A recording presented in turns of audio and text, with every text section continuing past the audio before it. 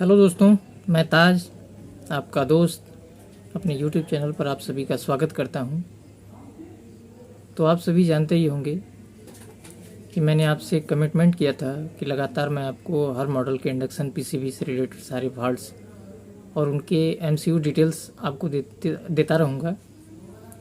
तो आज मेरे पास रिपेयर होने के लिए आया था Prestige induction cooktop, model number है 20.0। हम पीसीबी आपको दिखा देते हैं।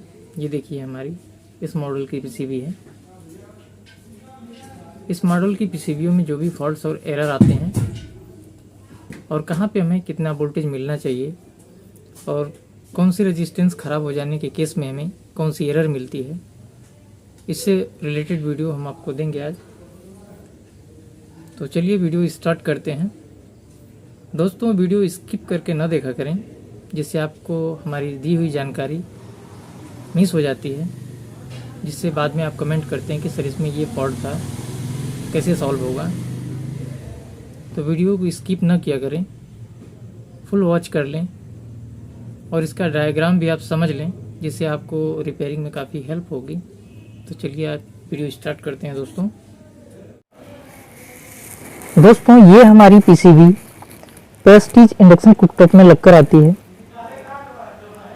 इस पीसीबी का हम आपको ओवरव्यू देते हैं, कहाँ पर हमारी कौन सी रेजिस्टेंस लगी हुई है। तो सबसे पहले यहाँ से हमारा न्यूट्रल और फेस इसमें इन होता है।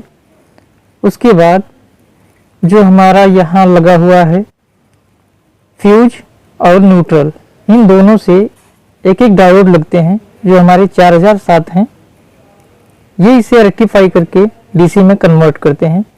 डीसी में कन्वर्ट करने के बाद यहाँ से हमारा एक और डायोड लगता है जो 4007 है, और इस डायोड से हमारी जो पॉजिटिव सप्लाई निकलती है 230 वोल्ट, वो हमारी 22 ओम की रेजिस्टेंस जो लगी होती है 2 वाट में, इस रेजिस्टेंस से होते हुए इस कैपेसिटर के पॉजिटिव पर जाती है।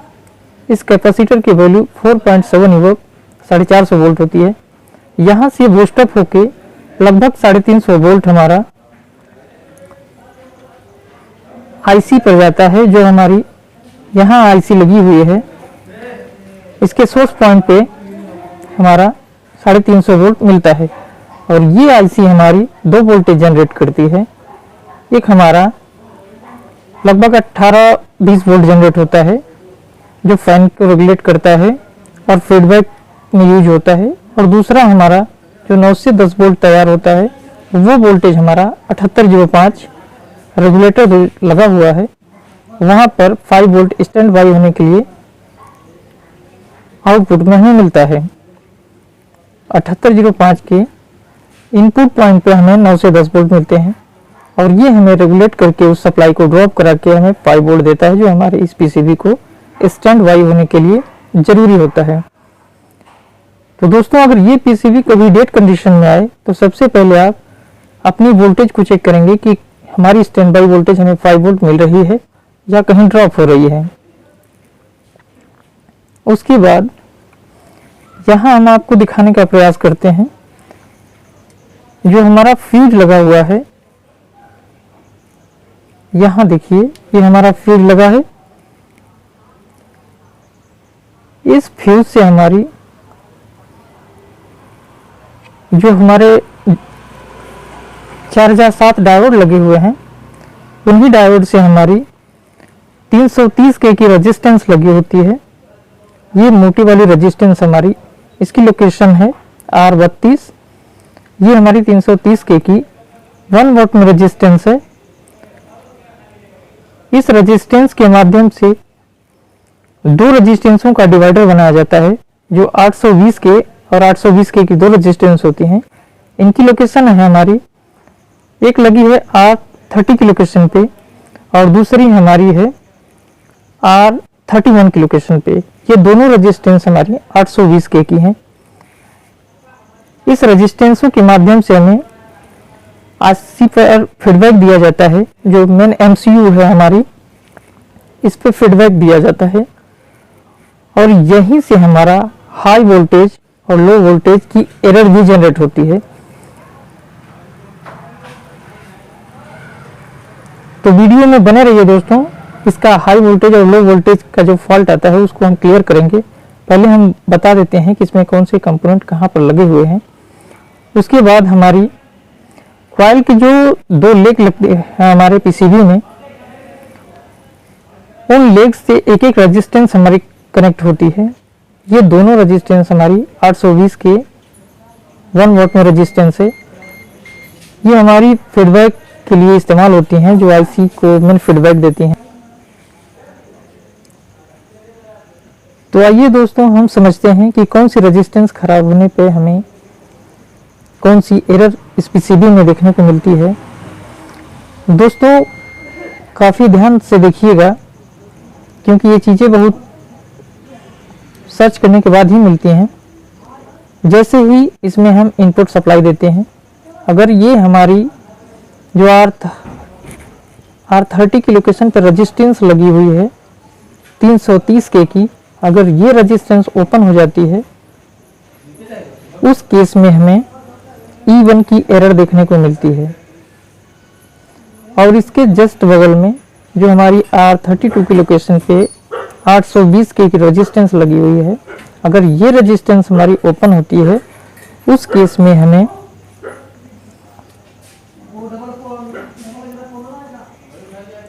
E2 की एरर शो होती है। और इसके ऊपर हमारी R31 की लोकेशन पे जो रेजिस्टेंस लगी हुई है, अगर ये रेजिस्टेंस हमारी ओपन होती है तो ये भी हमारी E1 की एरर शो करेगी। बाय द वे हम आपको बताना चाहेंगे, या हमारी ये रेजिस्टेंस ओपन हो जाए या R31 की लोकेशन पे जो रेजिस्टेंस लगी है 820 के की, ये रेजिस्टेंस ओपन हो जाती हैं। दोनों में से किसी एक रेजिस्टेंस के ओपन होने के केस में हमारी E1 की एरर डिस्प्ले में शो करता है।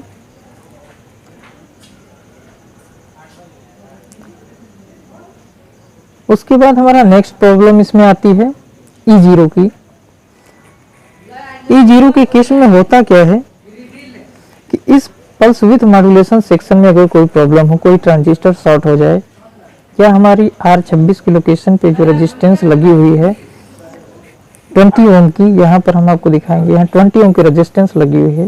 ये रेजिस्टेंस काफ़ी बार मैंने देखा है कि जली हुई पाई जाती है। अगर ये रेजिस्टेंस जल जाती है, या हमारे ट्रांजिस्टर शॉर्ट हो जाते हैं, या ओपन हो जाते हैं, या लीकेज हो जाते हैं, उस केस में ये हमारी पीसीबी E0 की एरर शो करती है।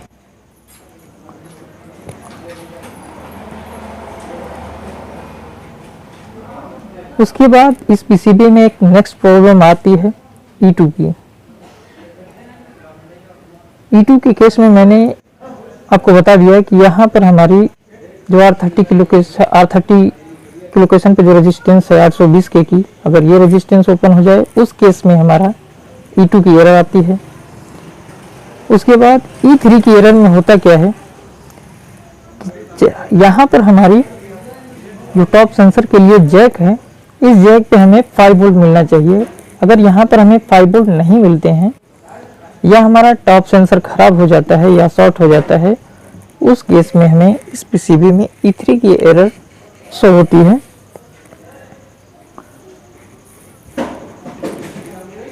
चलते हैं दोस्तों नेक्स्ट प्रॉब्लम की ओर। अगर इस पीसीबी में ज़्यादातर केस में IGBT फ्यूज जब जल जाते हैं, उस केस में नो सेंसिंग की एरर आती है। ये पावर को सेंस नहीं कर पाती।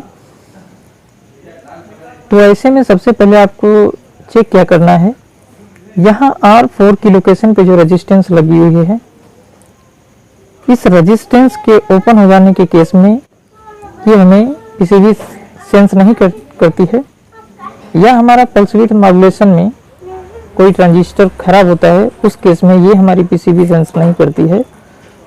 तो नो सेंसिंग के केस में हमारा R4 की रेजिस्टेंस जो 820 के की लोकेशन पर लगी हुई है, 820 के की वैल्यू है इसकी। उसके बाद ये हमारा पल्स विड्थ मॉड्यूलेशन सेक्शन है, इसमें फॉल्ट होने के कारण भी ये पीसीबी सेंस नहीं करती। आते हैं नेक्स्ट प्रॉब्लम की ओर। डिस्प्ले ब्लिंकिंग की प्रॉब्लम भी इस पीसीबी में देखने को मिलती है। तो इसमें होता क्या है कि दोस्तों, यहाँ देखें डीटी के जस्ट साइड में हमारा एक जीना डायोड लगा हुआ है। यहाँ 3 डायोड लगे हैं, इनके बीच में हमारा एक जीनर लगा हुआ है। इसकी वैल्यू 18 वोल्ट होती है। इस जीनर के शॉर्ट हो जाने, लीकेज हो जाने या ओपन हो जाने के केस में हमारा डिस्प्ले कंट्रोल पैनल ब्लिंकिंग करता है। यहाँ इस लोकेशन को आप ध्यान से देख लें, यहाँ जीनर लगा हुआ है। अगर इस जीनर पे हमें 18 वोल्ट नहीं मिलते हैं तो ये हमें डिस्प्ले में ब्लिंकिंग की एरर शो करता है, डिस्प्ले ब्लिंक करने लगता है।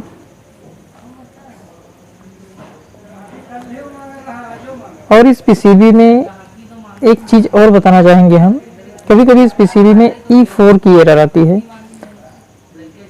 E4 की एरर में होता क्या है कि यहाँ पर जो हमारा 100K की एनटीसी लगी है, यहाँ पर 100K की एनटीसी अगर ओपन हो जाती है या शॉर्ट हो जाती है, उस केस में इस पीसीबी में हमारी E4 की एरर आती है।